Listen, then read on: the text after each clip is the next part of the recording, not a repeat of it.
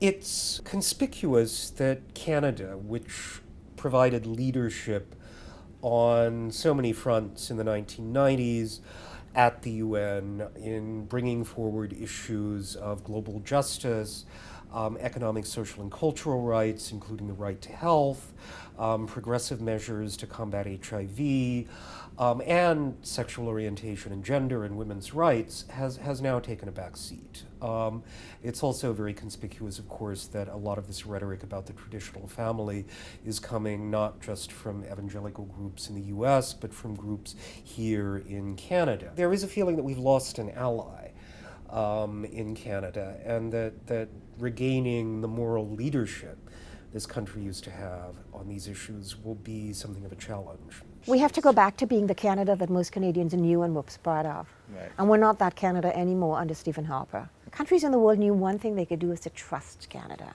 We didn't have any agenda. We didn't help and come up with the principled things we believed in because we expected to take over the country or whatever. We did it because we believed in certain principles, which Canada has sort of brought forward at the United Nations. I learned that whenever there was a really difficult place where there was an impasse in the negotiations, in the writing of language, in the agreement on particular plans of action, I'm telling you, and I'm not exaggerating, 9 out of 10 times, Canada was asked to come, form a little committee, and move the agenda forward. Because people trusted us, because we are the negotiators of the world, because people recognized we didn't have a hidden agenda. There are the cynics and the media cynics in this country who go, oh, Canada thinks it's a Boy Scout. There are worse things in the world than being a Boy Scout. We are now walking away from gender equality at the United Nations meeting. We are not voting on the things that people came to expect us. We took sexual orientation to the Beijing conference in 1995. We've been taking it ever since. We have changed minds. People are slowly learning and moving. We don't do that anymore. We go to the United Nations and we now vote with the 4 or 5 countries that are not known to support human rights. Now we're no longer trusted. Now people pick it against Canada at world conferences. This is extraordinary. Canada cannot afford another 3 years of Stephen Harper. No.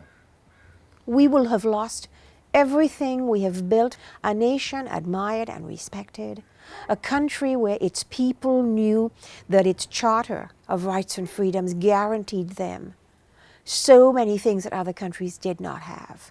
Those things are at risk. And how do Canadians not see that happening?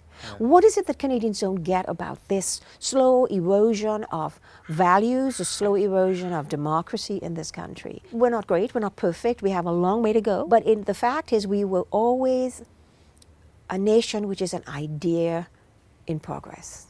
We were always pushing the envelope and moving us forward. That has since stopped. And you know, I don't want anyone watching this to think that I am anti-conservative.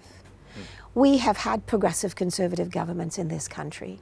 We never feared for Canada. We never had reason to fear that we would move too far away from those core values that most Canadians espouse. This is not a progressive conservative government. My feeling is that Canadians have taken democracy too much for granted. We have had a peaceful and an orderly and a very sort of equal country in which everyone has taken for granted their equalities and their rights and their freedoms and their liberties. I think, you know, there are things we need to really push still for in this country and to make happen. It's a great country, but Yeah, absolutely. but its role in the world is one that really, really troubles me.